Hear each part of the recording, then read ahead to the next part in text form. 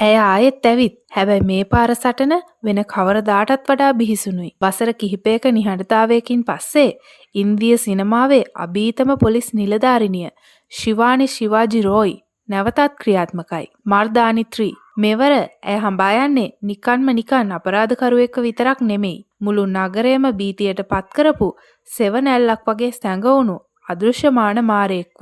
කවුද මේ අලුත් සතුරා? මොකක්ද මේ මාරාන්තික රහස?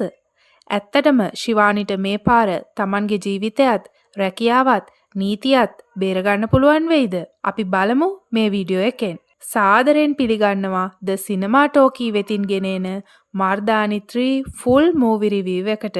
ඉතින් අද වීඩියෝ එකත් අවසාන වෙනකල්ම බලන්න කියලා ආදරෙන් ආරාධනා කරනවා. ඔයත් අපේ ද සිනමා ටෝකී YouTube channel එකට අලුත් කෙනෙක් නම් channel එක subscribe කරලා bell icon එකත් all දාලා තියාගන්න. වීඩියෝ එකට like එකක් දාලා යාළුවන්ටත් බලන්න share කරන්න ආදරෙන් මතක් කරනවා. එහෙනම් අපි යමු අද වීඩියෝ එකට.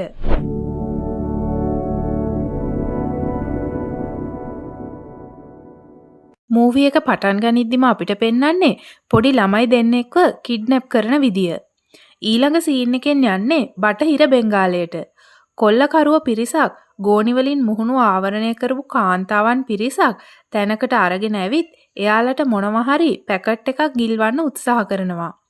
ඒ අතරේ එයාලගේ ප්‍රධානියා කියන්නේ හෙට උදේට උඹලා හැමෝටම ෆ්ලයිට් එක තියෙනවා. හෙට උදේ බෝඩරේ හරහා අපි යනවා කියලා. පේන විදියට මෙයාලා මද්ද්‍රව්‍ය ජාවාරම් කරුවෝ වගේ. එක ගැහණු ළමෙක් මෙතනින් පැනලා බේරිලා යන්න උත්සාහ කරද්දී ඒ ළමයාව අල්ලගන්න මේ පිරිසේ ප්‍රධානියා ඒ ළමයාට අතවර කරන්න උත්සාහ කරනවා. ඒ අතරේ මේ අල්ලගෙන ආපු පිරිසේ ඉන්න කාන්තාවක් කාට හරි කතා කරනවා. ඒ කාන්තාව කතා කරන්නේ පොලිස් නිලධාරීන් පිරිසකට.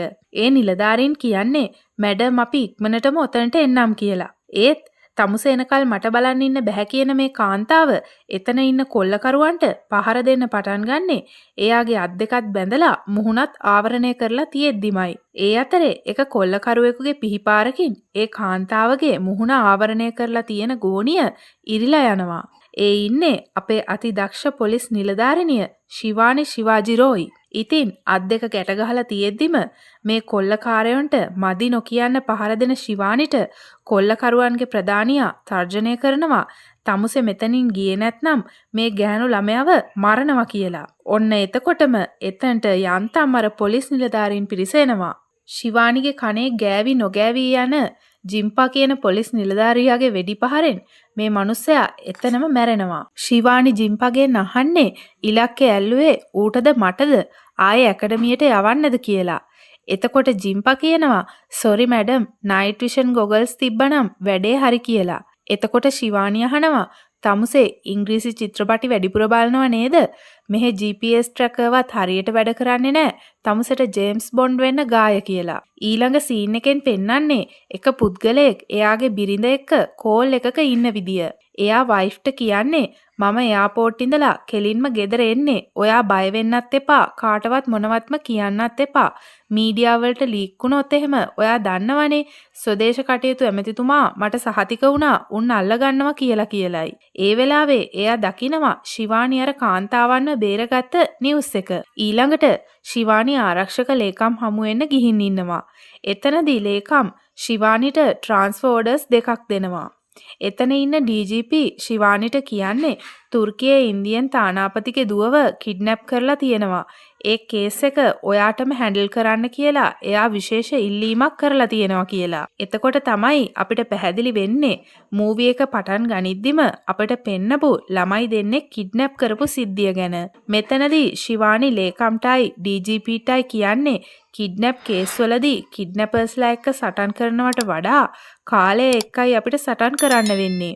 ඒ නිසා මට ෆොරන්සික්, ලැබ් වර්ක්, මෑන් පවර් කියන මේ හැම දෙයකින්ම ප්‍රමුඛතාවය ලැබෙන්න ඕනි කියලා. DGP කියන්නේ ඔයාට ඕනේ හැම දෙයක්ම වෙලාවට ලැබෙයි.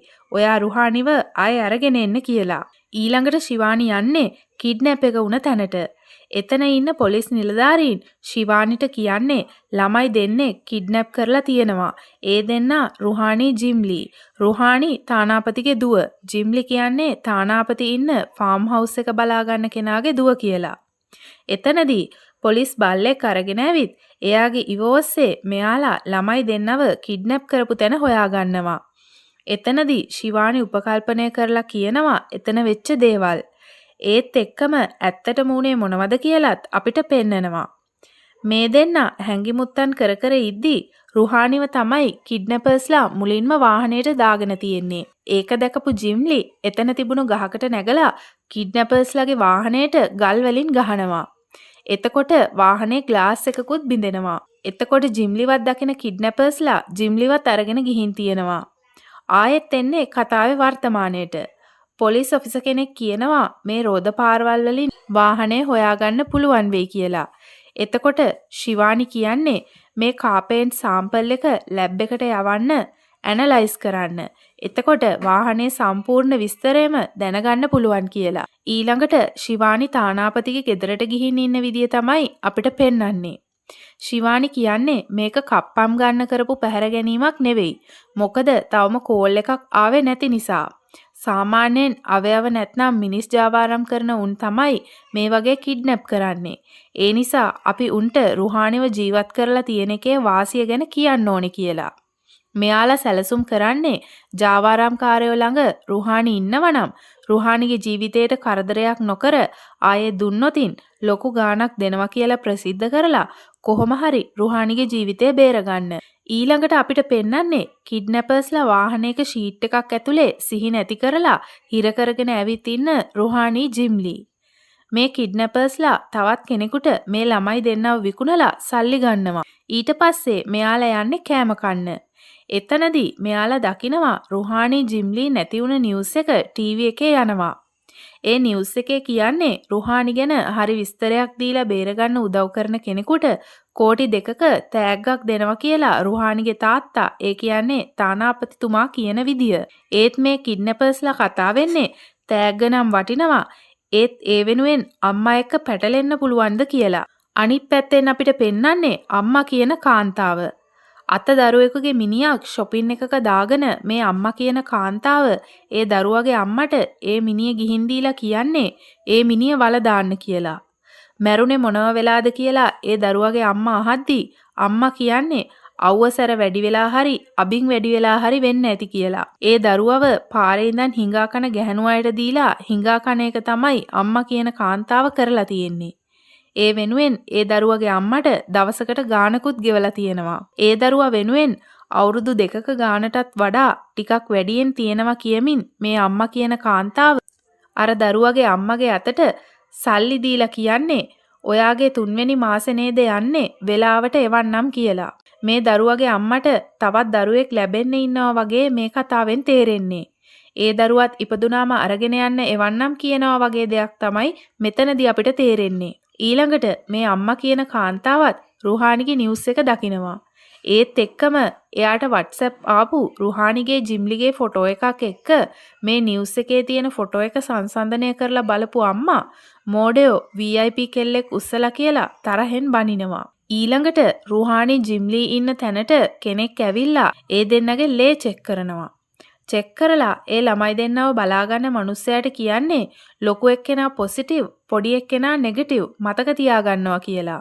ඇයි මේ අම්මට අවුරුදු 8-9 වයස්වල පොඩි ළමයි ඕනේ කියලා මේ මිනිස්සයා අර ආපු කෙනාගෙන් ඒ කියන්නේ කම්පවුන්ඩර් එකෙන් අහද්දී එයා කියන්නේ වයස නෙවෙයි ප්‍රශ්නේ පීරියඩ් පටන් අරගෙනයි තියෙන්න ඕනේ කියලා. අම්මා කියන්නේ මිනිස් ජාවාරම් කරන අමානුෂික කාන්තාවක් කියලා මේ වෙලාවේ අපිට පැහැදිලි වෙනවා. ඊළඟට රුහානිවයි ජිම්ලිවයි කිඩ්නැප් කරපු කණ්ඩායම ආයෙත් එන්නේ මේ ළමයි දෙන්න හිර කරලා තියෙන තැනට.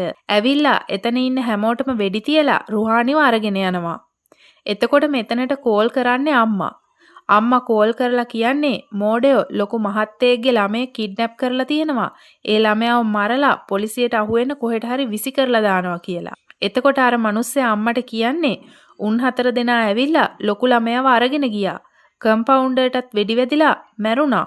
මම පොඩි එකීව නම් බේරගත්තා කියලා. උන් 4 දෙනා ගැන මම බලා ගන්නම් කියලා අම්මා කියන්නේ පොඩි එකීව මගේ ළඟට ගේනවා කියලා. ඊළඟට අම්මා කෙනෙකුට කෝල් කරලා නවාබ් මහත්තයා පොඩි ප්‍රශ්නයක් කියලා කියනවා. ඊළඟ සීන් එකෙන් යන්නේ තානාපතිගේ ගෙදරට. පැය 5ක් ගත වෙලත් තවම කෝල් එකක් ආවේ නැති නිසා රුහානිගේ තාත්තා ගොඩක් කලබලෙන් ඉන්නේ. එතකොටම අර 4 දෙනාගෙන් කෝල් එකක් එනවා. ශිවානී තානාපතිට කියන්නේ එයාලා බය කරයි, තර්ජනය කරයි. හැබැයි ළමයි දෙන ජීවතුන් අතර කියලා සාක්ෂි අරගන්නම ඕනේ කියලයි. කෝල් කරපු කිඩ්නැපර්ස්ලා කියන්නේ හෙට හවස 7ට මයුර් විහාර ස්ටේෂන් එකට තනියම කෝටි 2ක් අරගෙන එන්න කියලා. එතකොට රුහානිගේ තාත්තා කියන්නේ රුහානිත් එක්ක කතා කරනකල් මම සල්ලි දෙන්නේ නැහැ කියලා. ශිවානී ළමයි දෙන්නම ගැන අහන්න කියලා අතින් සංඥා කළත් තානාපති අහන්නේ රුහානි ගැන විතරයි. මේ වගේ වෙලාවක ඕනෑම දෙමව්පියෙක් ආත්මාර්ථකාමී වෙන්න පුළුවන්. ඊළඟට මේ කිඩ්නැපර්ස්ලා රුහානිව සෙනග ඉන්න තැනකට ගෙනියන්න බැරි නිසා හොරකම් කරපු ෆෝන් එකකින් රුහානිට තාත්තා එක්ක කතා කරන්න chance එකක් හදලා දෙනවා. ඒ වෙලාවෙත් රුහානි කියන්නේ ජිම්ලි නැහැ කොහෙට ගෙනිහින්ද දන්නේ නැහැ කියලා. කිඩ්නැපර්ස්ලා කෝල් ගන්න ලොකේෂන් ට්‍රේස් කරලා පොලිසිය එතනට ගියත් රුහානිවත් අරගෙන ෆෝන් එක එතන දාලා කිඩ්නැපර්ස්ලා පැනලා ගිහින්. තානාපතිතුමා කිඩ්නැපර්ස්ලා කියපු ස්ටේෂන් එකට සල්ලිත් අරගෙන යනවා. ශිවානි ඇතුළු කණ්ඩායම සිවිල් ඇඳුමෙන් ස්ටේෂන් එකේ හැම තැනම කවර් කරනවා. තානාපතිතුමා කියන්නේ මම රුහානිව දකින්නකල් සල්ලි තියන්නේ නැහැ කියලා. එතකොට වීඩියෝ කෝල් එකකින් කිඩ්නැපර්ස්ලා තානාපතිතුමාට රුහානිව පෙන්නනවා. තානාපතිතුමා ළඟම ඉන්න ශිවානි ඒ ස්ටේෂන් එකේ කොයි හරියද කියලා බලලා එයාගේ ටීම් එකට කියනවා එතන චෙක් කරන්න කියලා. හැබැයි එතන රුහානි නැහැ. ඒක රෙකෝඩින් එකක් කියලා ශිවානිට තේරෙනවා. ඒත් එතකොට තානාපතිතුමා සල්ලි බෑග් එක කිඩ්නැපර්ස්ලා කියපු තැනින් තියලා. ඒ එක්කම ශිවානිගේ ටීම් එකේ කෙනෙක් කියන්නේ CISF එකට බෝම්බ තර්ජනයක් ඇවිල්ලා ස්ටේෂන් එක සම්පූර්ණයෙන්ම හිස් කරන්න කියලා තියෙනවා කියලා. ඒත් එක්කම ශිවානි දකිනවා බෑග් එකත් අරගෙන කෙනෙක් යනවා. ඒත් ස්ටේෂන් එක හිස් කරන්න අනවුන්ස් කරන නිසා හැමෝම කලබලෙන් දුවන අතරේ ඒ කිඩ්නැපර් සල්ලි බෑග් එක වෙන කිඩ්නැපර් කෙනෙකුට දීලා දුවනවා. සල්ලි බෑග් එක නැති වුණත් ඒ කිඩ්නැපර් වාල්ල ගන්න ශිවානිට පුළුවන් වෙනවා. ඒත් එක්කම ලේඩි පොලිස් ඔෆිසර් කෙනෙක්ට ඇහෙනවා කිඩ්නැපර්ස්ලා දෙන්නෙක් බෑග් එකකුයි ගෑනු ළමයෙකුයි අරගෙන මෙට්‍රෝ ස්ටේෂන් එකෙන් පැනලා යනවා කියලා අනවුන්ස් එකක්. එතකොට මෙයා දකිනවා ඒ කට්ටියව. එයාලගේ පස්සෙන් පන්නන්න හදනකොටම පිටිපස්සෙන් ආව තව කිඩ්නැපර් කෙනෙක් ඒ ලේඩි පොලිස් ඔෆිසර්ට ගහලා පැනලා යනවා. හැබැයි එයා වුන් පැනගත්ත වාහනේ නම්බර් එක නම් බලා ගන්නවා. ඊළඟ සීන් එකෙන් එන්නේ පොලිස් ස්ටේෂන් එකට. ශිවානි අර අල්ලගත්ත කිඩ්නැපර්ගෙන් ප්‍රශ්න කරනවා. වැරදි ගොඩකට හිරේ දාන්න පුළුවන්.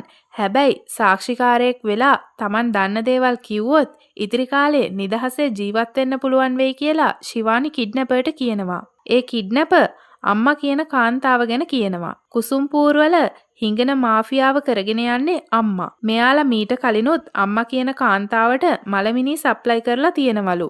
හැබැයි මේ පාර අම්මට ඕන වෙලා තියෙන්නේ වයස අවුරුදු 8-9 වගේ වයස්වල දුප්පත් ගෙවල් වල ගැහණු ළමයි. වෙනදා එක්කෙනෙකුට ලක්ෂ 2ක් දුන්න අම්මා මේ පාර එක්කෙනෙකුට ලක්ෂ 10ක් දුන්නා කියලාත් මෙයා කියනවා. කෝටි 2 කතාව ඇහුවට පස්සේ ආයෙ ගිහින් රුහානිව අරගෙන ආවත් ජිම්ලිව මගහැරුණා කියලා මෙයා කියනවා.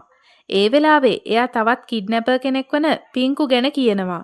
අම්මගෙන් බේරෙන්න බැරි වෙයි කිව්වත් පින්කු ඇහුවේ නෑ කියලා මේ කිඩ්නැපර් කියන්නේ. ඊළඟට ශිවානි පොලිස් ඔෆිසර් කෙනෙකුට කියන්නේ පහුගිය මාස 3 අතුරුදහන් වුණ වයස අවුරුදු 8-9 වගේ වයස්වල ළමයින්ගේ ලිස්ට් එකක් එයාට දෙන්න කියලා. ඊළඟට කිඩ්නැපර්ස්ලව දැකපු ලේඩි පොලිස් ඔෆිසර්ගෙන් ප්‍රශ්න කරන්න ඕනේ කියලා ශිවානි කියනවා. මේ පොලිසිය ඔෆිසර් කෙනෙක් කියන්නේ ඒ ලේඩි පොලිස් ඔෆිසර්ගේ අම්මත් මේ ස්ටේෂන් එකේමයි වැඩ කළේ. එයා ඇක්සිඩන්ට් එකකින් නැති වුණා. ඊට පස්සේයි මෙයා වැඩට ආවේ කියලා. ඒ ලේඩි පොලිස් ඔෆිසර්ගේ නම ෆාතිමා. ශිවානි ෆාතිමාගෙන් අහනවා ඒ කිඩ්නැපර්ස්ලව දැක්ක නේද? අල්ලගන්න උදව් කරනවද කියලා. ඒකට ඔව් කියන ෆාතිමා ශිවානිට උදව් කරන්න පොරොන්දු වෙනවා. ඊළඟ සීන් එකෙන් යන්නේ අම්මා ළමයි වගේක් හිර කරලා තියාගෙන ඉන්න තැනකට. එතන ඉන්න ඔක්කොම ළමයි නිදි. ඒත් ජිම්ලි විතරක් ඇහැරලා ඉන්නවා. අම්මා ජිම්ලිව රවට්ටලා එයාට ඉන්ජෙක්ෂන් එකක් විද්දවනවා. එතකොට ජිම්ලිට නිින්ද යනවා. ශිවානි ෆාතිමා ඇතුළු ටීම් එක අතුරුදහන් වුණ ළමයි ගැන තොරතුරු එකතු කරන විදිය තමයි ඊළඟට පෙන්වන්නේ. ඒ වගේම අම්මා ගැන විස්තර හොයාගතපු ඔෆිසර් කෙනෙක් කියන්නේ එයා අවුරුදු 30ක් තිස්සේ කුසුම්පූර් මුඩුක්කුවල පොඩියට තමයි වැඩේ කරගෙන ගිහින් තියෙන්නේ. එයා දිල්ලියේ ලොකුම හිඟන මාෆියා එකේ බොස් උනේ කොහොමද කියලා හිතා ගන්න බෑ කියලා. ඒත් ශිවානි කියන්නේ එයාගේ අරමුණ හිඟා කන එක විතරක්ම නම් අවුරුදු 8-9 වයස්වල ළමයි විතරක් හොයන්නෙත් එයාලා මේ වෙනකල්ම අතුරුදහන් ඇයි කියලාත් මෙතන වෙන මොකක් හරි දෙයක් තියෙනවා කියලාත් අම්මා ළඟට යන පාර ලේසි වෙන්නේ නැහැ. හැබැයි කොහොම හරි යන්න වෙනවා කියලා ශිවානි කියනවා. ඊළඟ සීන් එකෙන් එන්නේ ශිවානිගේ ගෙදරට. ශිවානිගේ හස්බන්ඩ් ඩොක්ටර් වික්‍රම්. එයාලා අලුතෙන් ගත්ත ගෙදරට එනවා. ශිවානිට තියෙන රාජකාරි වැඩත් එක්ක ගෙදර බඩු ටික අස් කරගන්නවත් වෙලාවක් නැහැ. ඒ වෙලේ එස්.අයි. අහමඩ් කියන ඔෆිසර් කෝල් කරලා ශිවානිට කියනවා අම්මගේ වෙඩික්කාරයෝ දෙන්නෙක් වෙන බිලාල් මුන්නා කියන දෙන්නව අල්ලගන්න chance එකක් තියෙනවා මැඩම් එන්න කියලා. එතකොට වික්‍රම්ට සමුදෙන ශිවානි එතනට යන්න පිටත් වෙනවා. ඊළඟට ශිවානි ඇතුළු කණ්ඩායම මේ දෙන්නව ෆලෝ කරගෙන යද්දී එයාලා යන්නේ ත්‍රීතා ට්‍රස්ට් කියන NGO එකේ ඔෆිස් එකට. මෙතනදි මේ දෙන්නා කෙනෙකුට වෙඩි තියන්න උත්සාහ කරනවා. ශිවානි බිලාල් මුන්නා කියන දෙන්නට වෙඩි තියලා එයාව බේර ගන්නවා. ඒ තමයි රාමනූජන්. ශිවානිගේ ටීම් එකේ ඔෆිසර් කියනවා රාමනූජන් කියන්නේ හිඟන මාෆියාව එක්ක තනියම සටන් කරන ජාවාරම්කාරයන්ව හිරේ යවන හිඟන මාෆියාවෙන් බේරගන්න මිනිස්සුන්ව ළමයින්ව පුනරුත්ථාපනය කරන කෙනෙක් කියලා. ශිවානිටත් තේරෙනවා රාමනූජන් කියන්නේ ගොඩක් හොඳ කෙනෙක් කියලා. එතකොට රාමනූජන් එනවා ශිවානි එක්ක කතා කරන්න. එයා කියනවා එයාගේ අත පොඩි කාලේ හිඟන මාෆියාකාරයෝ කැපුවා කියලාත්. එදා ඉඳලා අම්මා වගේ අය එක්ක සටන් කරනවා කියලාත්. ශිවානි රාමනූජන්ගෙන් අහනවා ඔයා මට උදව් කරනවද කියලා. එතකොට රාමනූජන් පොරොන්දු වෙනවා ශිවානිට උදව් කරන්න. ඊට පස්සේ ක්‍රියාත්මක වෙන ශිවානි රාමනූජන් ඇතුළු කණ්ඩායම හිඟන මාෆියාව කරන අයව වැටලීම් කරලා අල්ල ගන්නවා. මහලු අය, තරුණ අය, ළමයි, ඒ වගේම අත දරුවෝ පවා මේ හිඟන මාෆියාවේ ගොදුරු වෙලා ඉන්නවා. ඊළඟට ශිවානි යන්නේ DGPව හමු වෙන්න. DGP ශිවානිට දොස් කියන්නේ රුහානිව හොයන්නේ නැතුව අම්මා පස්සෙයි හිඟන මාෆියාව පස්සෙයි දුවනවා කියලා. ශිවානි කියන්නේ පැනලා ගිය කිඩ්නැපර්ස්ලට දුන්න සල්ලිවල නම්බර්ස් මාක් කරලා තියෙන්නේ ඒවා වියදම් කරන්න ගත්ත ගමන්ම අපිට උන්ව අල්ලගන්න පුළුවන් කියලා. ඒත් DGP කියන්නේ ප්ලෑන් වැඩක් නැහැරෝයි රිසල්ට් කියන්න. අම්මා පස්සේ දුවලා කාලය නාස්ති කරන්න එපා කියලා. ඊළඟට ශිවානිගේ ගෙදර වෙන සිද්ධියක් අපිට පෙන්නනවා. ශිවානිගේ හස්බන්ඩ් වික්‍රම් ගෙදර ඇවිල්ලා ඇඳේ නිදාගෙන ඉන්න ශිවානිට කතා කරනවා.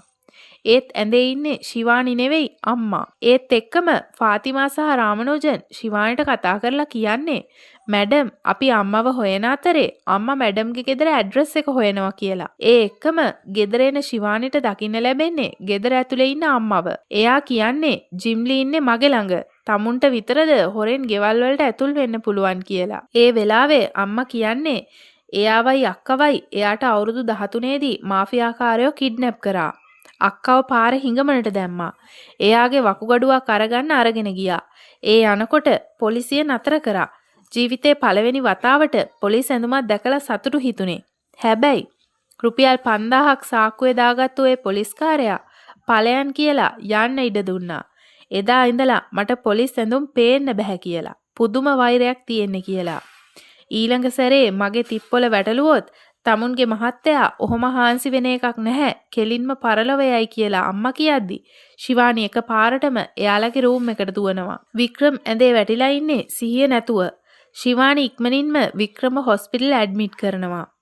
ශිවානි හොස්පිටල් එකේ ඉද්දි කෝල් එකක් එන්නේ එයාගේ ටීම් එකේ ඔත්තුකාරයෙක් වෙන KDගෙන්. KD ශිවානිට කියන්නේ 3 දෙනෙක් ක්ලබ් එකක ඉඳගෙන ඔට්ටුවට සල්ලි ගොඩක් වියදම් කරනවා. ඒ නෝට්ටුවක් මගේ අතේ දැන් තියෙන්නේ. අපි කිඩ්නැපර්ස්ලට දීපු නෝට්ටුවල නම්බර් වලට ඒවා මැච් වෙනවා කියලා. ඉක්මනින්ම එතනට තමන්ගේ කණ්ඩායමටත් එන්න කියන ගමන් ශිවානි එතනට යනවා. ෆාතිමා එක්ක රාමනූජනුත් එතනට ඇවිල්ලා ඉන්නේ. ෆාතිමා ශිවානිට කියනවා දෙන්නෙක් රුහානිව තියාගෙන රූම් එකේ ඉන්නවා අනිත් කෙනා කාඩ් ගහනවා කියලා. බෑකප් ටීම් එකට එන්න විදියක් නැහැ ගම් වතුර ගලනවා කියලා ඒ වෙලාවේ ශිවානිට කෝල් එකක් එනවා. ඒ නිසා ශිවානි ෆාතිමා එක්ක රුහානිව හිර කරගෙන ඉන්න ලොජ් එකට යනවා. ඒ අතරේ රුහානිව හිර කරගෙන ඉන්න කිඩ්නැපර් කෙනෙක්ට කෝල් කරන කාඩ් ගහන කිඩ්නැපර් පිංකු තවත් ලක්ෂ 10ක් ගෙනල්ලා දෙන්න කියනවා. උඹ අද ලක්ෂ 35ක් පෙරදුනා කියන ගමන් අනිත් කිඩ්නැපර් ෆෝන් එක තියන්න හදද්දි ඇවිල්ලා කාමරේ ගිනි තියනවා කියලා පිංකු තර්ජනය කරනවා. එතකොට අර අනිත් කිඩ්නැපර් හිටපන් සල්ලි ගෙනල්ලා දෙන්නම් කියලා තවත් ලක්ෂ 10ක් අරගෙන පිංකුට දෙන්න යනවා. ඒ යන අතරමඟදී රුහානි ඉන්න රූම් එකට යන ශිවානිවයි ෆාතිමාවයි මේ කිඩ්නැපර්ට හමු වෙනවා. ෆාතිමාගේ මූණ මේ කිඩ්නැපර්ට මතකයි. මොකද එයා තමයි එදා මෙට්‍රෝ ස්ටේෂන් එකෙන් පැනලා යද්දි ෆාතිමාට ගැහුවේ. ඒ කිඩ්නැපර් එක පාරටම ගන් එකක් ඇදලා අරගෙන මේ දෙන්නට වෙඩි තියනවා. ඒ අතරෙම පිංකුත් එතනට එනවා. මේ වෙඩි සද්ද ඇහුණු රාමනෝජන් ඇම්බියුලන්ස් එකෙන් ෆස්ට් ඒඩ් බොක්ස් එකකුත් අරගෙන ලොජ් එක ඇතුළට දුවනවා. මේ වෙඩි හුවමාරුව ASCII ෆාතිමාගේ කකුලට වෙඩි වදිනවා. රාමනෝජන් ඉක්මනින්ම ෆාතිමාට බෙහෙත් දානවා. ෆාතිමා රාමනෝජන්ට රුහානි ඉන්න රූම් එක කියලා එයාව ඉක්මනින් බේර ගන්න කියනවා. රාමනෝජන් ඉක්මනින්ම රුහානිව හිර කරලා ඉන්න කාමරයට යනවා. රුහානිව හිර කරගෙන ඉන්න කිඩ්නැපර් රාමනෝජන්ට වෙඩි තියනවා. රාමනෝජන් එක්ක පොරබදන අනිත් කිඩ්නැපර් රාමනෝජන් ගහපු පාරකින් මැරෙනවා. එළියේ වෙඩි හුවමාරුව යද්දී රාමනෝජන් රුහානිගේ හුස්ම හිර කරලා මරලා දානවා. හිතා ගන්න බැරි විදියට රාමනෝජන් කළු චරිතයක් වෙනවා. ඒ අතරේ ශිවානිගේ වෙඩි පහරින් පිංකුයි අනිත් කිඩ්නැපරුයි දෙන්නම මැරෙනවා. ශිවානි රුහානිව හිර කරලා ඉන්න රූම් එකට එද්දී රාමනෝජන් රුහානි ළඟ මම පරක් වුණා මැඩම් උන් බෙල්ල මිරිකලා රුහානිව මරලා කියමින් බොරුවට අඬමින් ඉන්නවා. අවසානයේදී රුහානිගේ ඩෙඩ් බොඩි එක තමයි ලොජ් එකෙන් අරගෙන යන්න වෙන්නේ. අවාසනාවන්ත විදියට බේරෙන්න ඕන්න මෙන්න තියෙද්දි රුහානිගේ ජීවිතේ නැති වෙනවා. ඊළඟ සීන් එකෙන් පෙන්වන්නේ රාමනෝජන් අම්මගේ ගෙදරට යන විදිය. අම්මා රාමනෝජන්ගෙන් අහනවා ඇයි එච්චර අවදානමක් ගත්තේ කියලා. එතකොට අපිට පෙන්වන්නේ කලින් වුණ සිදුවීමක්. අම්මා මුලින්ම රුහානි VIP ළමයෙක් කියලා දැනගත්ත වෙලාවේ නවාබ් මහත්තයා කියලා කාට හරි කතා කළා නේද?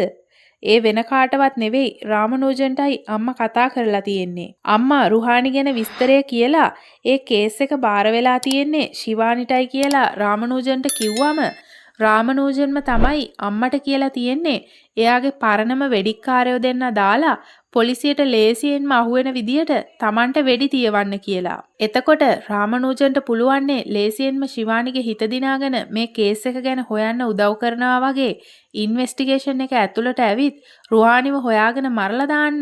රුහානි පොසිටිව් මට්ටමේ හිටපු නිසා රුහානිව පොලිසියට අහුවෙන එක මෙයාලට ලොකු ප්‍රශ්නයක් වෙලා තියෙනවා. ඒකයි රුහානිව මරන්නම ඕන වෙලා තියෙන්නේ. තාම මේ පොසිටිව් නෙගටිව් කතාව නම් අපිට හරියටම පැහැදිලි නැහැ. අපිට ඒක ඉස්සරහට බලා ගන්න පුළුවන්. කොහොම නමුත් ශිවානිව රවට්ටලා රාමනෝජන් එක්ක අම්මා Tamanට උවමනා දේ ඉෂ්ට කරගෙන තියෙනවා. ඊළඟ සීන් එකෙන් පෙන්වන්නේ අම්මා ශිවානිට කෝල් කරලා රුහානිව හොයන්න තියෙන උවමනාව අනිත් කෙල්ලව හොයන්න නැහැ නේද? මොකද ඒ කෙල්ල ලොකු පවුලක කෙල්ලෙක් නෙමෙයිනේ කියලා කියන විදිය. ඒ වෙලාවේ ශිවානි අම්මට අභියෝග කරන්නේ අම්මගේ මිනිය උඩින් ගිහින් හරි ජිම්ලිව බේර ගන්නවා කියලා. ඊට පස්සේ ශිවානි Tamanගේ ටීම් එකත් එක්ක අම්මා ගැන සහ මේ ළමයි කිඩ්නැප් කරන කේස් එක ගැන හොයන්න හදද්දී එතනට එන DGP නියෝග කරන්නේ මේ කේස් එක නවත්වන්න. ඒක තවදුරටත් කරගෙන යන්න එපා කියලා. ශිවානියේ සිද්ධිය ගැන වික්‍රම්ට කියමින් යුනිෆෝම් එක ඇඳලා පස්සේ පළවෙනි වතාවට Tamanට ඒක ගැලපෙන්නේ නැහැ කියලා හිතෙනවා කියලා කියනවා. ඒත් වික්‍රම් කියන්නේ හරි දේ කරන්න යුනිෆෝම් එක ආයුධයක් විතරයි. ඒක දුර්වලකමක් කරගන්න එපා කියලා. ඊළඟට ශිවානි යන්නේ රුහානිගේ පෝස්ට්මෝටම් රිපෝට් එක බලන්න. වම් අතයට පොඩි තැල්මක් තියෙනවා. බෙල්ල මිරිකලා තමයි මරලා තියෙන්නේ කියලායි මේ ડોක්ටර් කියන්නේ. ඊළඟට ශිවානිව හමු වෙන්නේ ෆාතිමා. එයා එක්ක ශිවානි ජයපූර් යන්න පිටත් වෙන්නේ දවස් 10ක් තිස්සේ අතුරුදහන් වෙලා හිටපු ගැහැණු ළමයෙක්ව බලන්න. ඒ ළමයා පාරක සිහි නැතිව ඉඳලා තමයි පොලිසියට හමු වෙලා තියෙන්නේ. දැන් හොස්පිටල් ඇඩ්මිට් කරලා ඉන්නේ. මේ හොස්පිටල් එකේ ડોක්ටර් ශිවානිට කියන්නේ මේ ළමයා අද රැවෙද්දි නැති වෙයි කියලා. මොකද මෙයාට ගැප් ගෙල පිළිකාවක් තියෙනවා කියලා. මේ තරම් පොඩි ළමයෙකුට මේ වගේ ලෙඩක් හැදුනේ කොහොමද කියලා හිතා ගන්න බෑ. මොකද මේක ලිංගිකව සම්ප්‍රේෂණය වන HPV ආසාදනය නිසායි හැදෙන්නේ. නමුත් මේ ළමයව දූෂණයට ලක් වෙලත් නැහැ. මේ වගේ මට්ටමකට මේ ලෙඩේ වර්ධනය වෙන්න ඒ කියන්නේ HPV ඉන්ෆෙක්ෂන් එක කැන්සර් එකක් වෙන්න ලොකු කාලයක් යනවා. මේ ළමයාට තාම අවුරුදු 10ක්වත් නැහැ. මේ ලෙඩේ 4 වෙනි අදියරේ තමයි මේ ළමයා ඉන්නේ.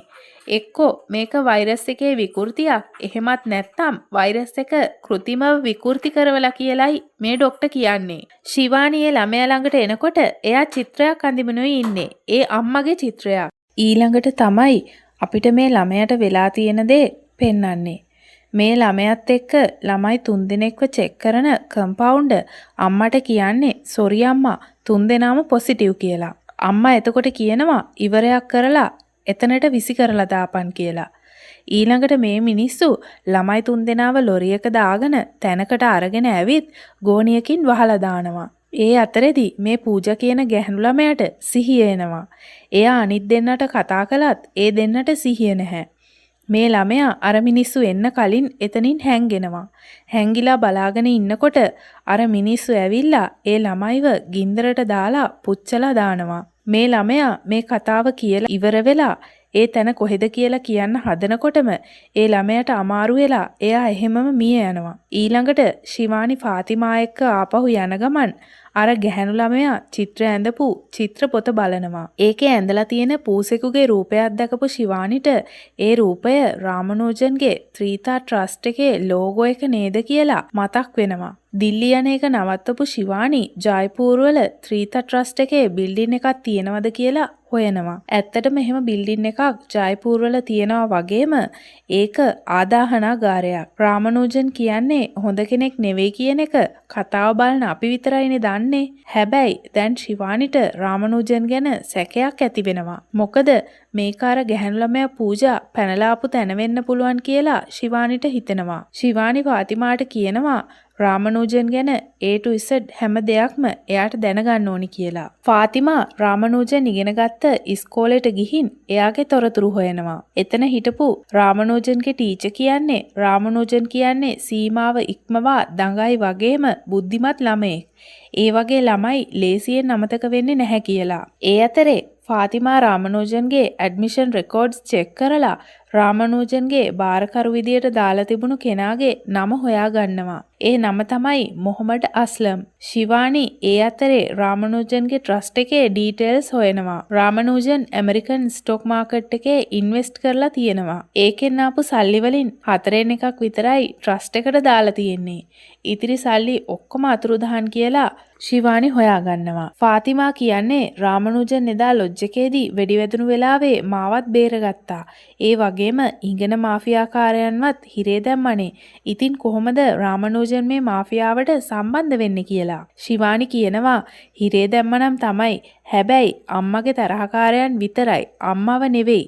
රාමනෝජන් ඇයි එහෙම කළේ කියලා දැනගන්න එයා කවුද කියලා දැනගන්න ඕනි කියලා. ඊළඟට රාමනෝජන්ගේ බාරකරු අස්ලම්ව බාර් එකකදී අල්ලගන්න ශිවානි රාමනෝජන් ගැන අස්ලම්ගෙන් ප්‍රශ්න කරනවා. හැබැයි අස්ලම් කියන්නේ රාමනෝජන් කියන්නේ යක්ෂයෙක් කියලා. එතන ඉඳලා අපිට රාමනෝජන්ගේ අතීත කතාව පෙන්නනවා. අවුරුදු 20කට කලින් වුණ සිදුවීමක් තමයි අපිට දැන් පෙන්වන්නේ. එතකොට රාමනෝජන්ට අවුරුදු 12ක් විතර ඇති. අම්මගේ කණ්ඩායම පැහැරගෙන ආපු ළමයි අතරේ රාමනෝජන් හිටියා. අස්ලම් එතකොට වැඩ කළේ අම්මා ළඟ. මේ අරගෙන ආව පිරිමි ළමයින්ට තෝරා ගැනීම දෙකක් දෙනවා. එකක් තමයි Tamanගේ අත නැති කරගන්න එක. අනික තමයි ඉන්ජෙක්ෂන් එකක් අරගෙන අත බේරගන්න එක. හැබැයි ඒ ඉන්ජෙක්ෂන් එකෙන් ඇහැක් පේන්නේ නැතුව යනවා. අනිත් හැමෝම ඉන්ජෙක්ෂන් එක තෝරගනිදී රාමනෝජන් විතරක් අත කපා ගන්න ඉදිරිපත් වෙන්නේ එයාගේ කැමැත්තෙන්මයි. ඒකට හේතුව විදියට එයා කියන්නේ අත නැතුව මට මෙතනින් පැනලා යන්න පුළුවන්. හැබැයි ඇහැ නැතුව බෑ. මොකද මම කවදාවත් හිඟා කන්නේ නැහැ කියලා. මේ මාෆියාවත් එක්ක ඉන්න රාමනෝජන් හැමදාම ගොඩක් සල්ලි අරගෙන එනවා. හැබැයි හිඟා කාලා නෙවෙයි. හොරකම් කරලා, මංකොල්ල කාලා, බොරු කියලා. අම්මා දවසක් අහනවා මොකද්ද උඹගේ බලාපොරොත්තුව කියලා.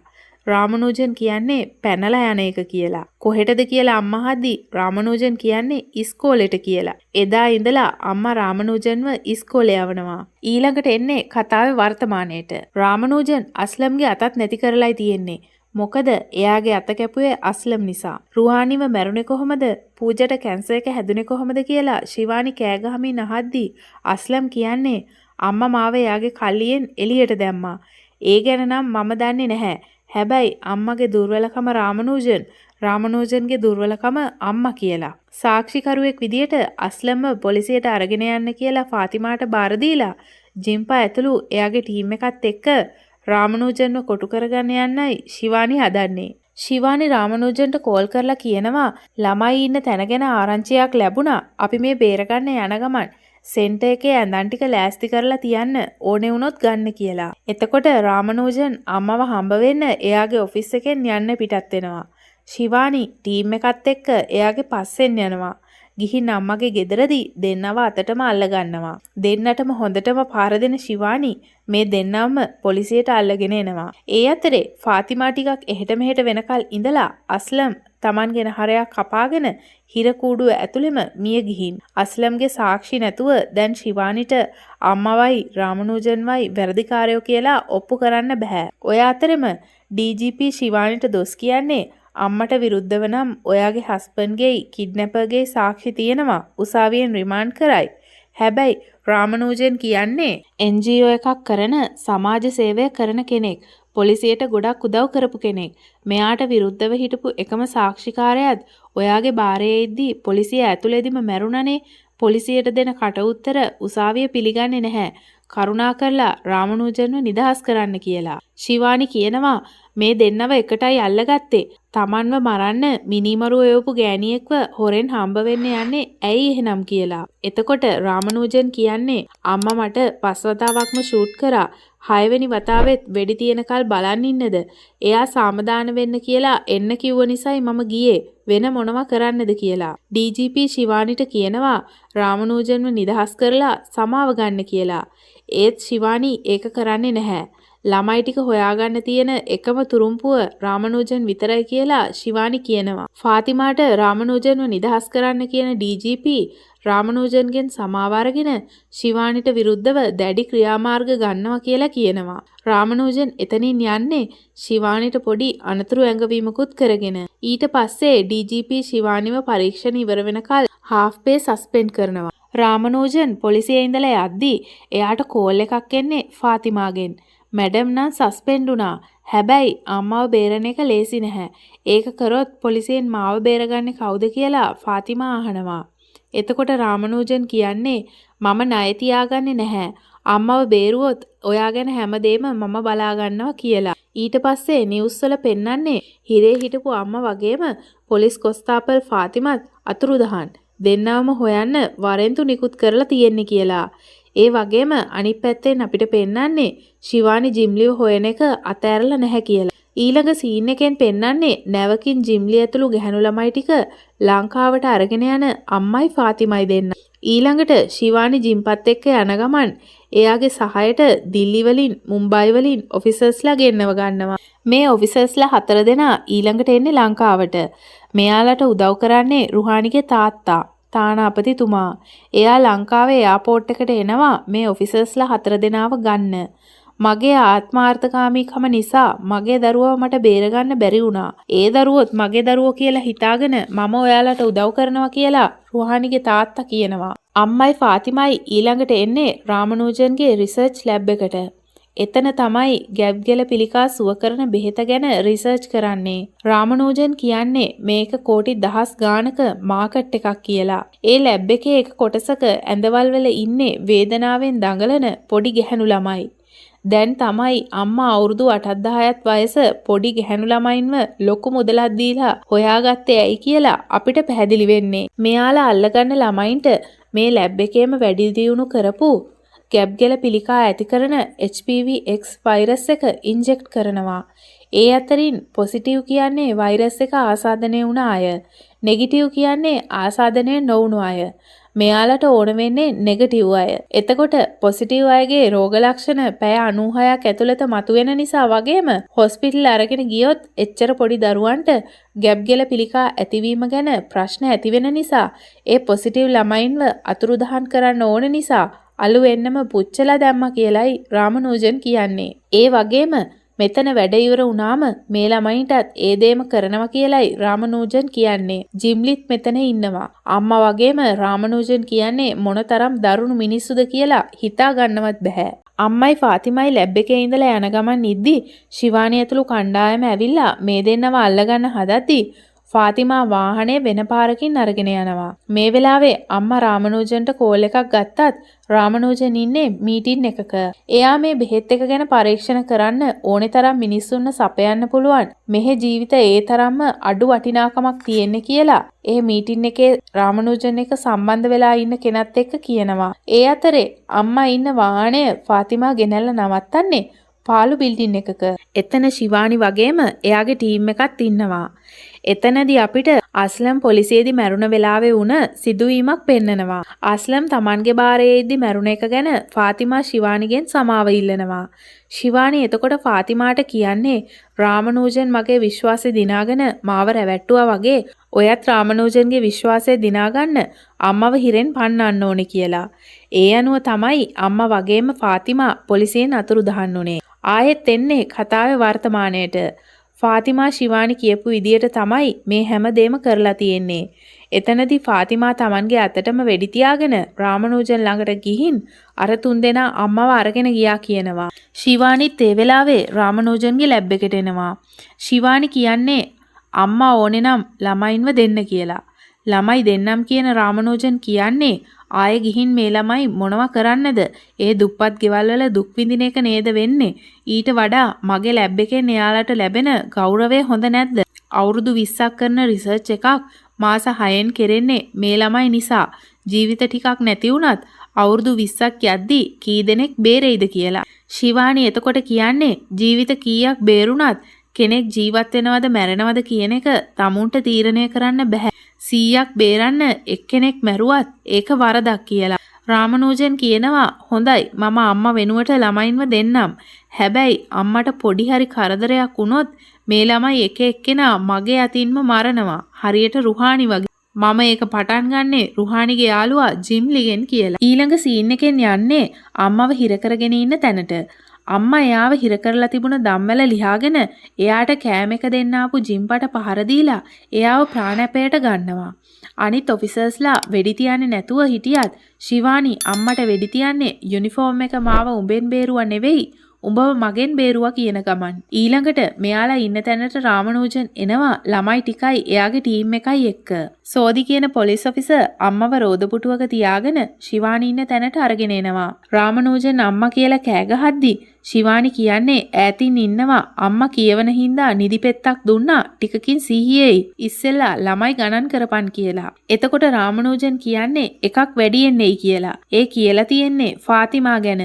ෆාතිමා කරපු බොරුව රාමනූජන්ට අහු වෙලා තියෙනවා. ඊළඟට ශිවානි ජාෆර්ට ළමයින්ව ගණන් කරන්න කියන ගමන් රාමනූජන්ට කියන්නේ ළමයි ගණන් කරලා ඉවර වුණාම අම්මව ලැබෙයි කියලා. ජාෆර් හරි කියද්දි සෝදි අම්මව රාමනූජන්ට බාර දෙන්න යනවා. රාමනූජන් අම්මා ළඟට ආවම රාමනූජන් දකිනවා අම්මගේ බෙල්ලට වෙඩි තියලා තියෙන බව. ඒත් එක්කම ශිවානි අම්මගේ ඇඟේ සෙට් කරලා තියෙන බෝම්බේ පුපුරවලා දානවා. රාමනූජන් එක්ක ආපු හැමෝම මරලා දාන ශිවානිගේ ටීම් එක ළමයින්ව බේරගෙන එම්බසි එකට අරගෙන යනවා. ශිවානි කාන්තාවන්ට වෙන අසාධාරණ වලට කවදා හෝ යුක්තිය ඉටු විය යුතු බව කියමින් රාමනූජන්ට යකඩ දම්වැලකින් හොඳටම පහර දෙනවා. ඒත් එක්කම ෆාතිමා කියන්නේ 30000ක පඩියයි මෙඩල් එකයි වෙනුවෙන් ඕනේ තරම් වෙඩි කන්න පුළුවන් කියලා. ඊළඟට මේක රුහානි වෙනුවෙන් කියන ගමන් රාමනූජන්ට එයාලම හදපු HPV-X වෛරස් එක ශිවානි ඉන්ජෙක්ට් කරනවා. අවසානයේදී ශිවානිට ආයේ එයාගේ ජොබ් එක ලැබෙනවා.